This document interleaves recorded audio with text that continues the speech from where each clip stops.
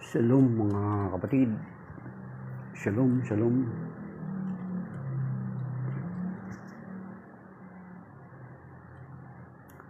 Isang pinagpalang araw sa ating lahat, mga kapatid.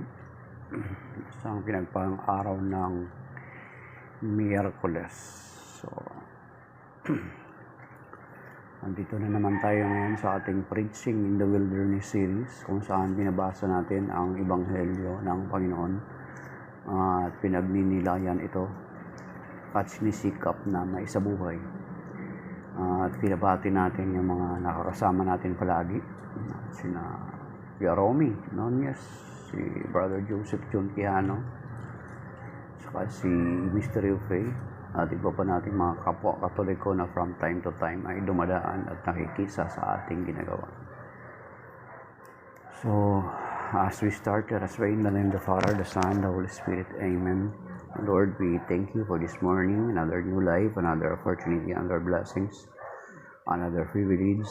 Thank you for waking us up. Thank you for this day. We entrust you this day, O Lord. Bless us, guide us, protect us, cover us with your most precious blood. Send to us your Holy Spirit, send to us your holy angels to protect and guide us. And let your word speak to us, and let your word be like seeds that will grow in our lives, O God. And we are claiming also your promise in 2 Corinthians chapter 10, verse 3, 4 to 5. For the weapon of our warfare are not of flesh, but are enormously capable of destroying fortresses. We destroy arguments and every pretension raising itself against the knowledge of God, and taking every thought captive in obedience to Christ. To you the glory and the honor in Jesus' name. Amen. In the name of the Father, the Son, the Holy Spirit. Amen. Ayan. May nag-28 na, 26 na kagad na like. Ay, Kuya Romy. Ano yung plug mo? May plug kang bago ah. Okay. Ano yung plug mo, Kuya Romy? Okay. So, diretso na tayo mga kapatid. Since na medyo late na tayo. Okay. So, the Gospel of the Lord is taken from the Gospel according to St. Matthew, chapter 5, verses 17 to 19. Glory to you, O Lord.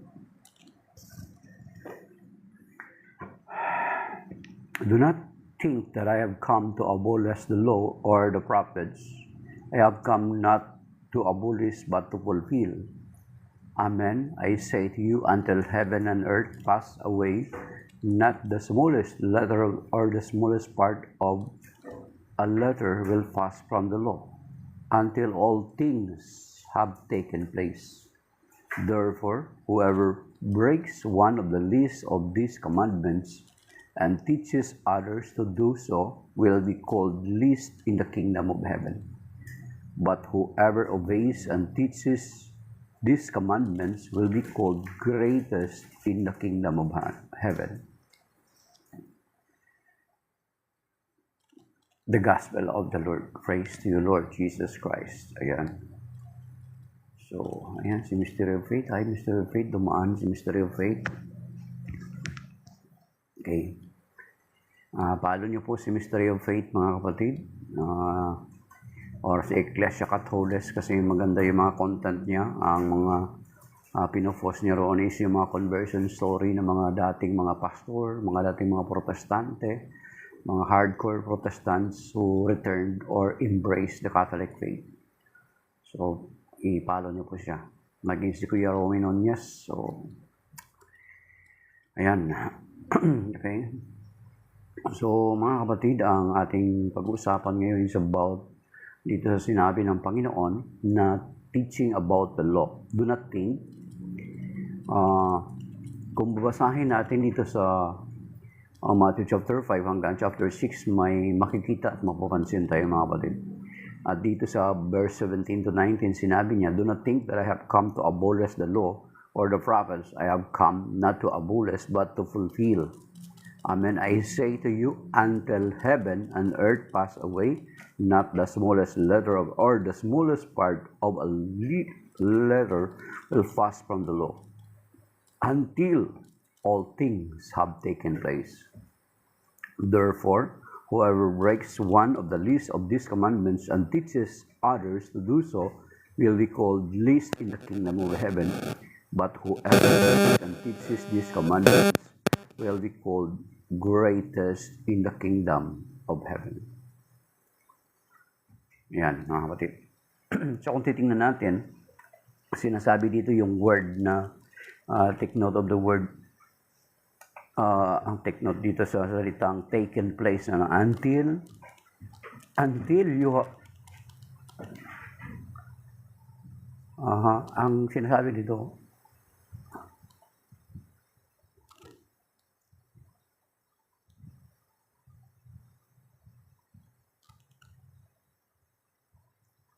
sabi dito mga kapatid, until all things have taken place. Dito sa verse 18.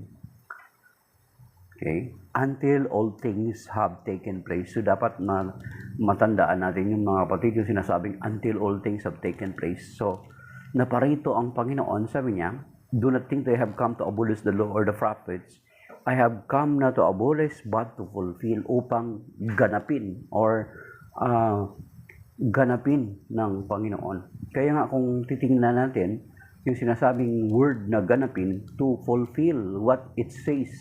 Kaya nga kung naalaala natin, doon sa transfiguration, makikita din natin doon yung pagpapakita ni Moses at ni Elijah sa Panginoong Jesucristo during transfiguration. Ang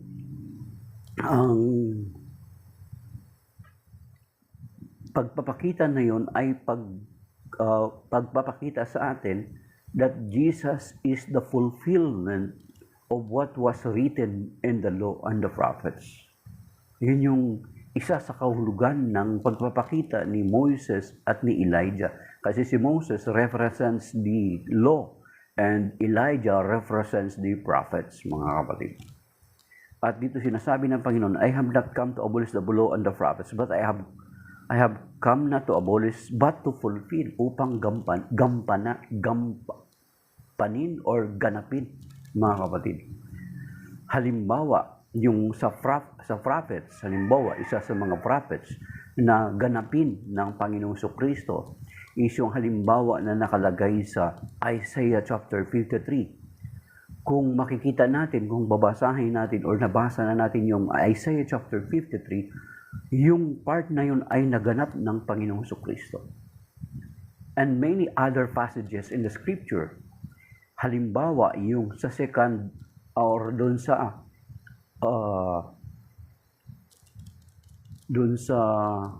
Zacharias chapter 12, mga kapatid. Yung sinasabi doon sa Zechariah chapter okay, balikan ko muna, nakalimutan natin yung verse, mga kapatid.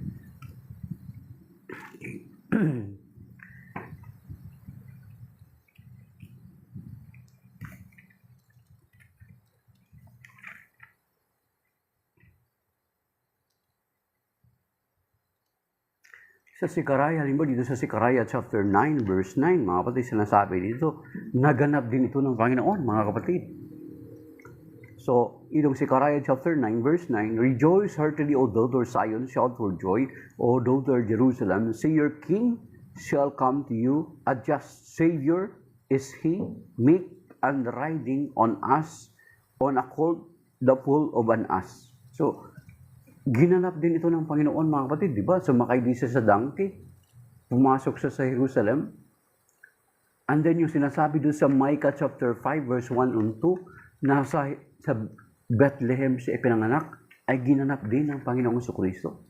Doon din siya ipinanganak sa Bethlehem, Ephrata, na sinasabi doon sa Micah chapter 5, verse 1 and 2. At din yung prophecy sa kanya, na yung prophecy sa kanya doon sa Isaiah chapter 7, verse 14, ipanganganak ng isang dalaga, ng isang berhen, ang isang sanggol, at pangangalan ng Emmanuel. Ginanap din, or naganap din ng Panginoong Jesucristo. Maging yung Isaiah chapter 9, verse 6, naganap din ng Panginoong Jesucristo. Maging yung dito sa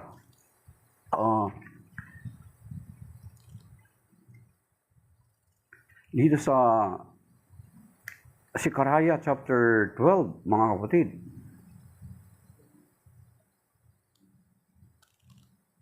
Okay? Yung verse 10, yung pag-ulos sa tagiliran ng Panginoong Kristo ay naganap din, mga kapatid. At maging yung doon sa Psalm 16, na walang mababali ni isa mang sa kanyang mga buto ay naganap din, mga kapatid. Di ba, bago siya itanggalin sa cross, the other day gospel, bago siya tanggalin sa cross, ay kaugalian nila na binabali yung buto. Yung dalawang magnanakaw or yung dalawang nakapako sa kanyang kanan at kaliwa, si Hestas at si Dimas, ay binali yung mga buto, yung mga paa, yung mga hita. Pero pagdating sa Panginoon Kristo, ay inulos yung kanyang tagiliran bilang katuparan nung sinasabi doon sa Zechariah chapter 12 verse 10 at sinasabi sa Psalm 16 na wala isang mang mababali sa kanyang mga buto. Naganap ng Panginoon Kristo, mga kapatid. So, balikan natin yung gospel na yun. So, naparito ang Panginoong Kristo.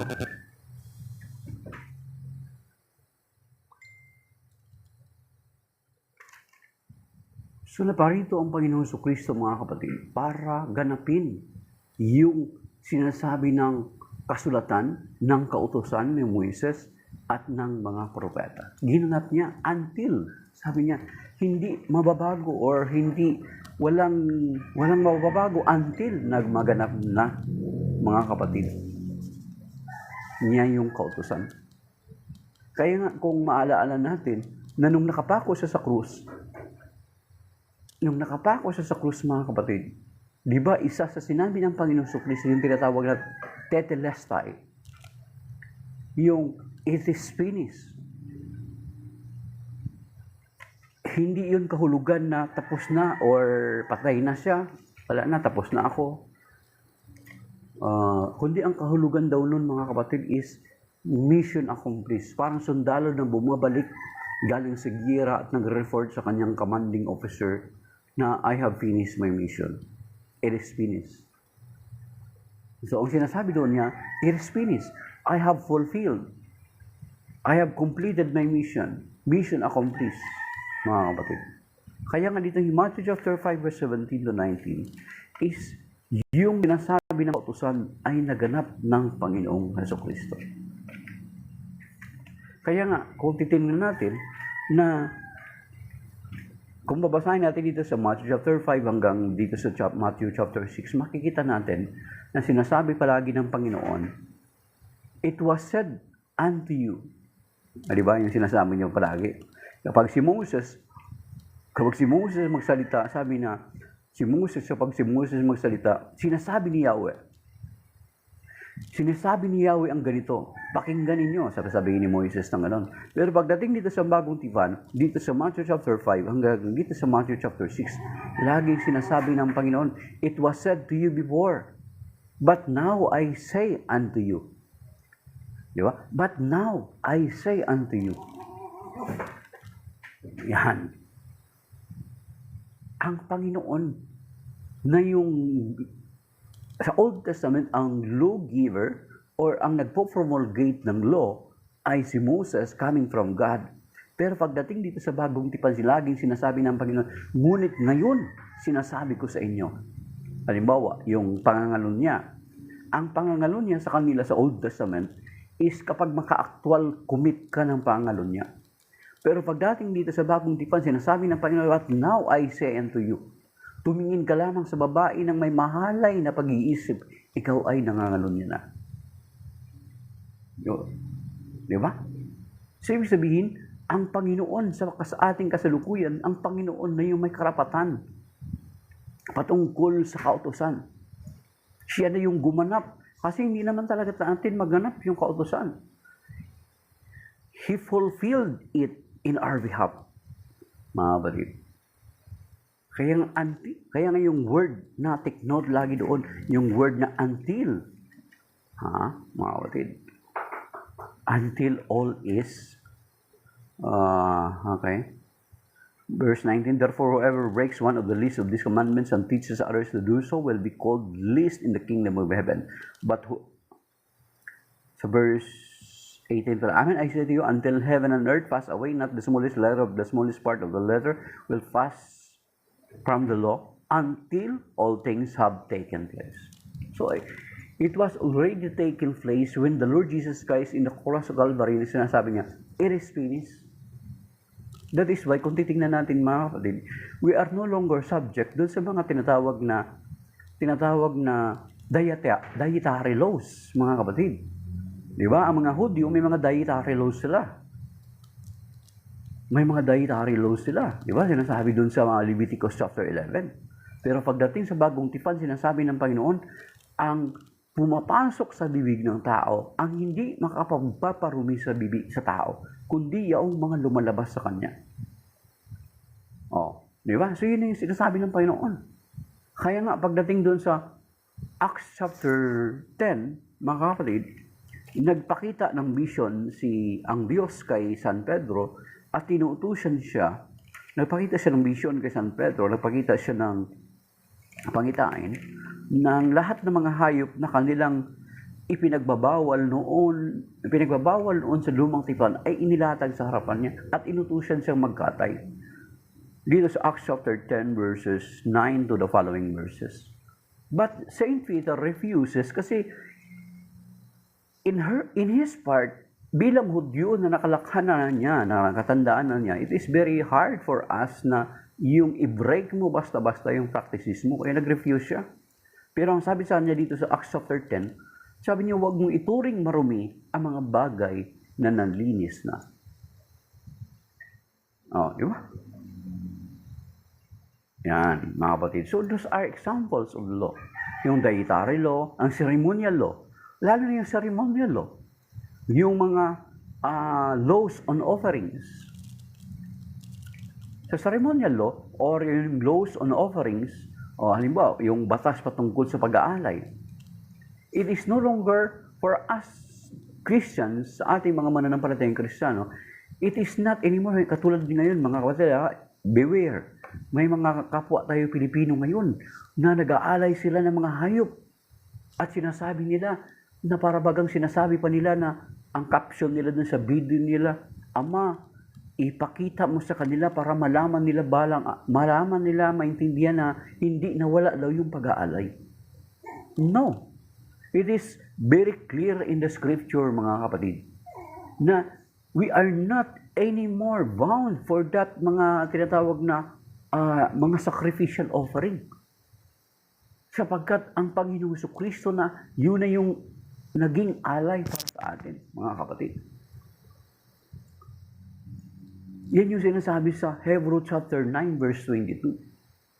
At yan din yung sinasabi doon sa John chapter 1 verse 29, di ba? Tinawag siya ni Saint John the Baptist na, Behold the Lamb of God who takes away the sins of the world, mga kapatid.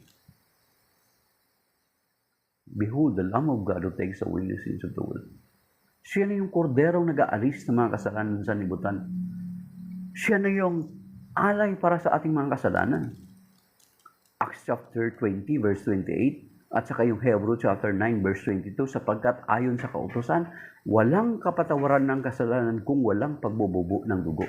At ang pagbububo ng dugo ng Panginoong Kristo is once and for all ginawa niya para sa atin. And we are doing that, we are commemorating that as He commanded to us, na sinasariwan natin palagi sa panahon ng banal na misa, mga kapatid. Kasi sinasabi yun, do this in remembrance of me. Katulad, kasi ito'y ginawa niya noong panahon ng piyesta ng Paskwa. Ang piyesta ng Paskwa, mga kapatid, ay ang ginagawa ng mga Hudyo, hindi lang kino-commemorate or inaalaala kung ano yung nangyari sa unang Passover doon sa Egypt, sa Exodus chapter 12. Mga kapatid, prior kanilang Exodus from Egypt to the Promised Land. Kundi talagang every time na i-remember nila ito, mga kapatid, yung kung ano yung ginawa sa kanila ng Panginoon doon sa Egypt, before the night they left Egypt, yun yung ginagawa nila every year, nagkakatay sila ng hayop. At ang Panginoon Kristo nung nag-institute siya ng Holy Eucharist sa panahon ng Feast of the Passover, mga kapatid. Ibig sabihin, pinapalitan ng Panginoong Jesucristo ang ating mga Passover, mga kapatid, is not anymore katulad nung sa mga Hudyo. Ang Passover natin, we are not anymore offering animal, but our Lord Jesus Christ, siya na yung handog para sa atin. Kaya nga yung do this in remembrance of me, nung sinabi ng Panginoon, do this in remembrance of me, ibig sabihin, isinasagawa natin yung kanyang ginawa. Isinasangayon natin yung kanyang ginawa. Kaya, yung ginagawa sa Passover, hindi lang simbolismo, hindi lang imaginary, mga kapatid. Yung ginagawa ng mga Hudyo sa Passover, talagang every year, nagkakatay sila ng mga hayop bilang pag-alaala at kung ano yung ginawa nila noong gabi na yun bago sila umalis ng Egypt. Ganun yung ginagawa nila. Kaya nung in-institute ng Panginoong Jesucristo ang Holy Eucharist, instead na kordero yung papatayin natin, it's not anymore the lamb, the sheep, but our Lord Jesus Christ Himself is the lamb. Yung hinahandog. Kaya ang commemoration natin is not just imaginary, kundi ina-actual natin. Ang banal na misa, anticipation of what had happened in the cross of Calvary. And we are making it present at the Holy Eucharist every time na ginagawa natin ito, mga kapatid. So hindi siya imaginary, hindi lang iniisip mo, ginawa ni Lord. Nagkaroon tayo ng Passover from death to life. Ang mga Hudyo, nagkaroon din sila ng Passover from death to life. Nilampasan sila ng kamatayan. Tayo, lumampas tayo sa kamatayan. John 5:24. Di ba? Nagkaroon din tayo ng Passover. Sabi dito sa John chapter 5, verse 24. At dito tayo magtatapos, mga kapatid, kasi medyo late na.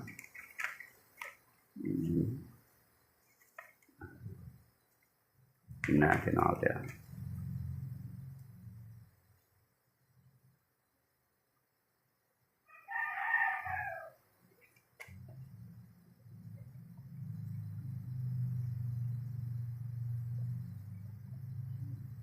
Okay. Amen, amen, I say to you, whoever hears my words and believes in the one who sent me has eternal life and will not come to condemnation, but has passed from death to life. So, we were passed from death to life. Nagkaroon din tayo ng Passover from death to life. Because of the Lord's offering, yung kanyang dugo, mga kapatid. Ayan. So, maybe that is by now, mga kapatid, kasi medyo late na ako. May gagawin pa bago pumasok. So, maybe that is by now. Maraming salamat sa 422 na nag-likes. At maraming salamat din dun sa mga nagdumaan, nag-tap ng screen. At kay Mr. Faith at sa iba pa nating mga kasama na dumaan kanina. So, salam, that is by now, mga kapatid. Thank you, and may God bless us all. May God keep us safe and sound sa araw na ito. Ingatan tayo ng Panginoon sa mabigat mga pagsubok, sa mga malulubang karamdaman. Iligtas niya tayo sa mga sakuna, sa namang mga disgrasya. At gabayin niya nawa tayo at patnubayan sa lahat ng gagawin at isipin sa araw na ito. At iligtas tayo ng Panginoon sa mga pagkakamali natin sa traffic rules. In camp. Salom, that is by now. Thank you. God bless you, Mr. Faith. At, okay. God bless.